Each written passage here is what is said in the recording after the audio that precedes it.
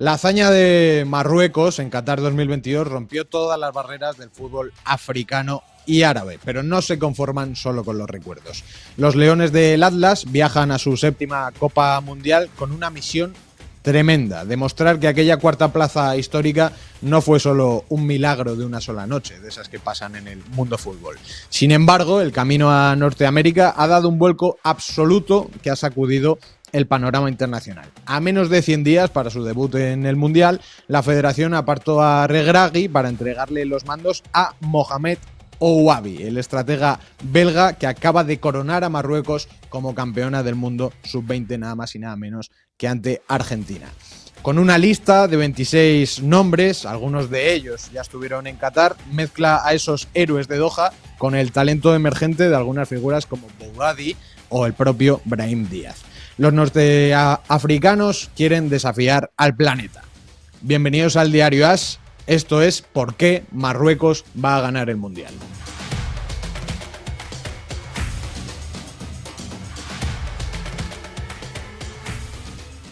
Y para desglosar este cambio de era en el banquillo marroquí y una ambiciosa convocatoria con la que quieren aspirar a todos, saludos de ya a mi compañero del Diario AS, Víctor Martín. Hola, Víctor, muy buenas. Hola, buenas, ¿qué tal? ¿Qué tal a todos?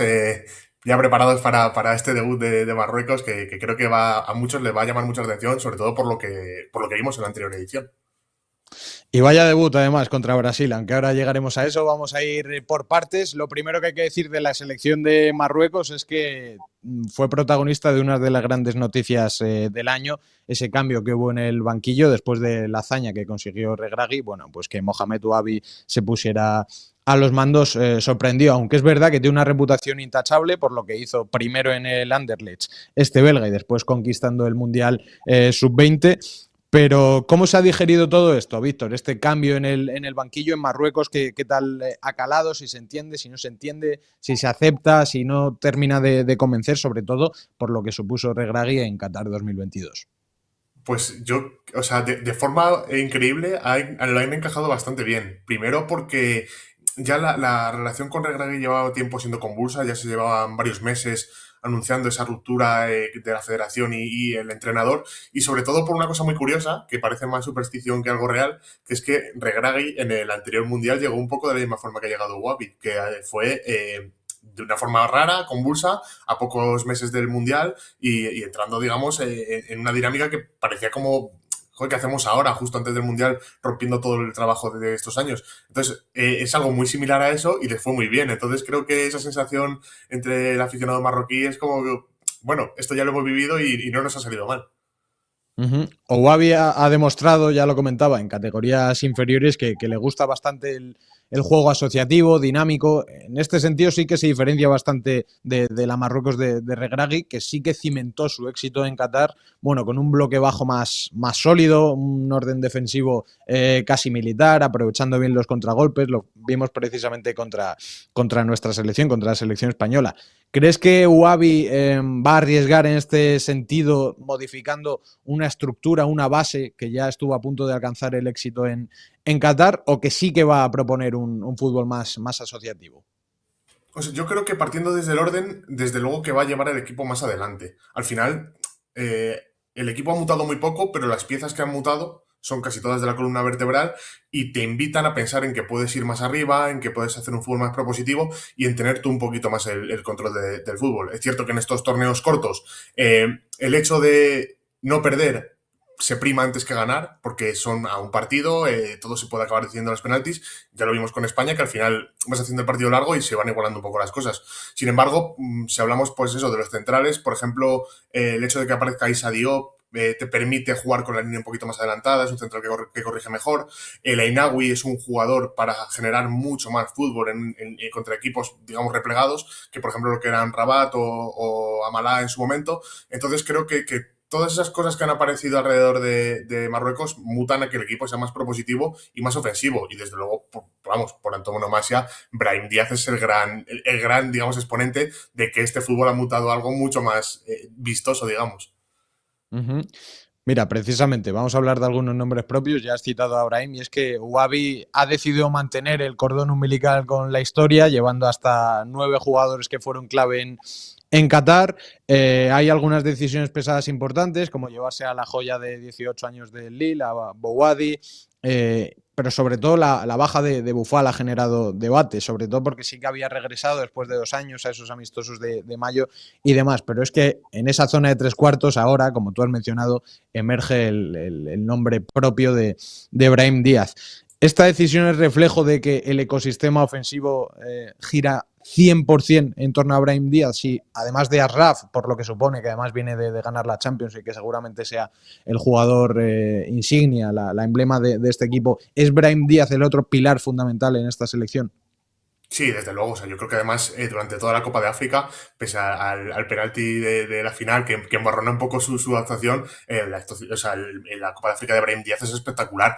Es ese nexo, digamos, entre un equipo que es capaz de llevar el balón a zonas de peligro y un hombre que revoluciona todo, que lo causa todo a su alrededor, que si tiene movimiento, que lo tiene además con el tipo de jugadores que le van a rodear en ataque, se puede permitir esa posibilidad, por eso, de decidir si pasar, tirar, si empezar desde la derecha, si centrar su posición, y creo que al final pues es una pieza fundamental en este sistema. Desde luego que si, por ejemplo, Dios no lo quiera, Brahim, por lo que sea, causa baja o es sancionado o lo que sea, desde luego que vamos a ver una Marruecos muy diferente a con él. Es el jugador que, digamos, da el estilo a este equipo.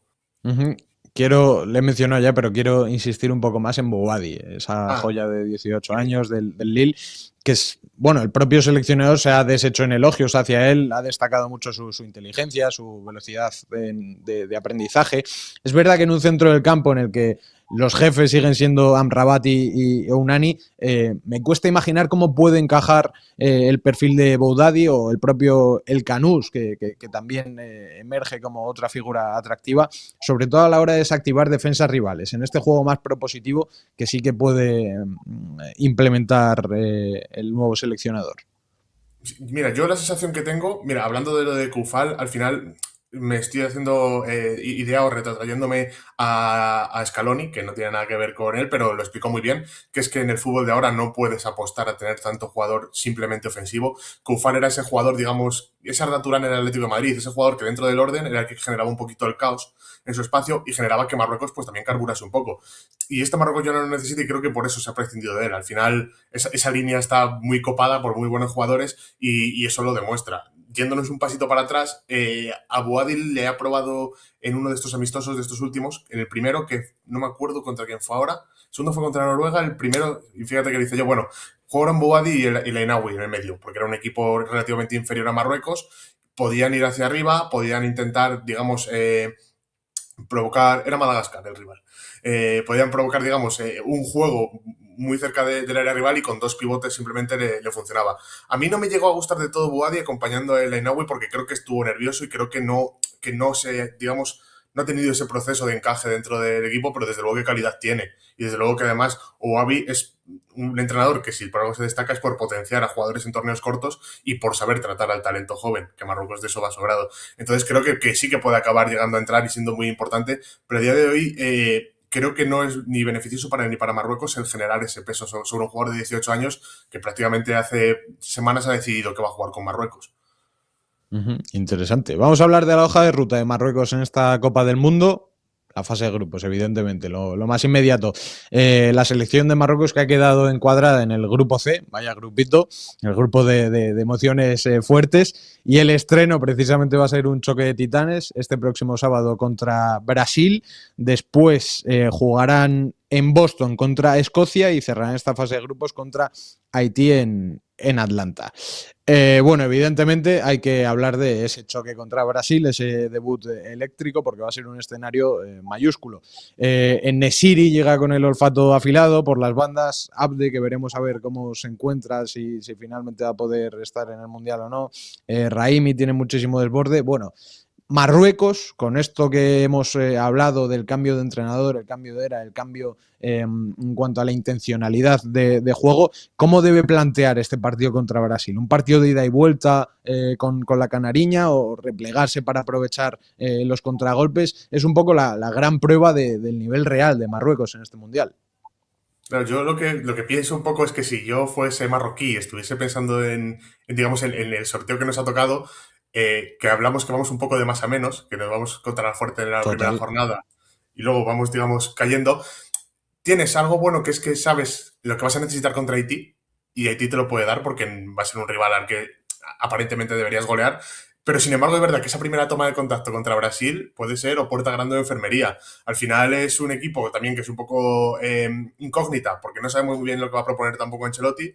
Yo intentaría más bien basar en mi estilo que en una contraposición a Brasil, porque realmente no está probada de todo. De hecho, por ejemplo, hay un caso muy importante, que es que ni siquiera saben todavía con el tipo de delantero que van a jugar, porque se duda entre Igor Thiago, que es un referente, que quizás sí que te obligará a tener centrales de más de choque y tal, o Cuña, que quizás necesitas jugadores como por eso, como hablábamos, Isaac Diop, jugadores que permitan más persecuciones, más correcciones a la espalda. Entonces, creo que más bien intentaría plantear yo mi propio estilo de juego ante una Brasil que todavía no está muy bien encajada. Y sobre todo, intentar salir bien parado de ese partido. Importantísimo puntuar, importantísimo dejarte las opciones abiertas a solucionar digamos, la papeleta en los siguientes partidos y sobre todo también no llevarte un golpe anímico en el primer partido grande y que encima impulse a tu rival dentro del grupo. Es complicado que te toque Brasil en un sorteo, pero sí que es verdad que ha sido benévolo el hecho de ir de más a menos, porque si tú de ese partido sales, ya no te digo ni reforzado, pero efectivamente puntúas, luego Escocia puede ser más complejo, pero bastante favorita Marruecos y Haití debería ser un trámite. Entonces eso al final te condiciona positivamente para lo que puede venir después. En función de lo que suceda después, hablamos fuera de micros de los posibles cruces que le pueden tocar a Marruecos y no son nada sencillos. No, estábamos viendo y tal.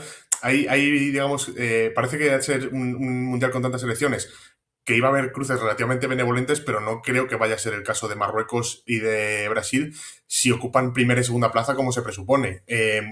Es imposible hacer cábalas porque está todo muy igualado, tanto este grupo como el grupo con el que cruzan, pero digamos que de los rivales de Brasil y Marruecos van a salir hipotéticamente de Japón y Países Bajos, que son dos selecciones súper fuertes, son dos selecciones que además no tienen nada que perder en este mundial y son dos selecciones que están súper trabajadas también. Estamos viendo cómo Países Bajos poquito a poco está viendo encaje a muchos jugadores que parecían de segundo perfil en otras etapas y que están rindiendo muy bien. También un caso parecido es Bélgica, que digamos viven sin esa presión previa que habían tenido en ediciones anteriores.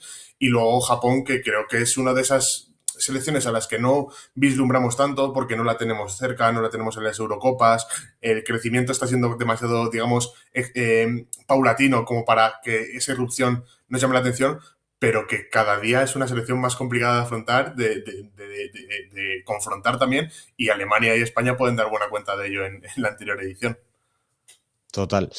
Hay un factor invisible, además, en torno a todo este mundial, que es el siguiente, el mundial de 2030, y Marruecos, junto a España y Portugal, va a ser coanfitrión.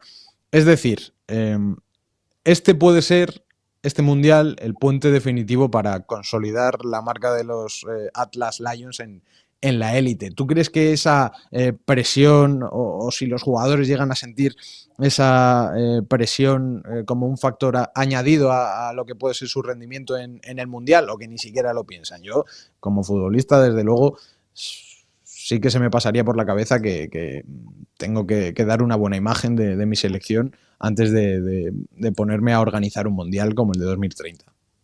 A ver, yo creo que si les preguntases a ellos te dirían que no, pero creo que te estarían mintiendo. O sea, creo que esa presión añadida existe y en países tan futboleros como es Marruecos, lo podemos ver en ejemplos como por ejemplo Brasil, Uruguay, esa presión añadida es que es inmensa. De hecho, muchas veces juegan en contra de ellos. Más, inclusive, como dices tú, teniendo, digamos, la sede o la localidad del próximo mundial, o por lo menos parte de ella. Entonces, creo que sí, creo que la sensación es de cierta presión de demostrar por todo eso. Ya lo vimos en la Copa de África. Y también un factor que me parece muy importante para ello es que estaba echando un vistazo antes a la plantilla y quitando Bono, que es verdad que va a llegar siendo muy mayor, con 39 años al siguiente mundial, casi todos están, digamos, ahora mismo, entre ahora y en el siguiente mundial, en el punto álgido que se supone de la carrera de un futbolista. O sea, ahora mismo Agraf está con 27, creo, y en ese mundial serían 31. Digamos que está en ese baremo, en esos 4 años es de los que tiene que hacer su máximo rendimiento. Brahim está similar, el Ainawi, que tiene 24, va a llegar con 28, va a llegar, digamos, en su punto álgido, y tal y como está siendo su progresión, puede llegar a ser el jugador que dirija el centro del campo de un equipo grande de Europa. Entonces creo que esa sensación que, por ejemplo, lo que hablamos de Bélgica, de esta es la generación y la tenemos que aprovechar ahora, la puede vivir Marruecos, tanto en este mundial como en el siguiente. Es decir, no sé cuánto vamos a tardar en volver a tener un cúmulo de jugadores tan completo que tiene estrellas en tantas líneas, y esto lo tenemos que aprovechar ganando algo, ganando títulos. La Copa de África, se vio la presión que había tanto dentro como fuera del campo, todo ese entorno que al final, pues eso, fue turbulento a través de eso, y creo que el Mundial va a ser algo parecido, por lo menos dentro de lo que es el ecosistema marroquí.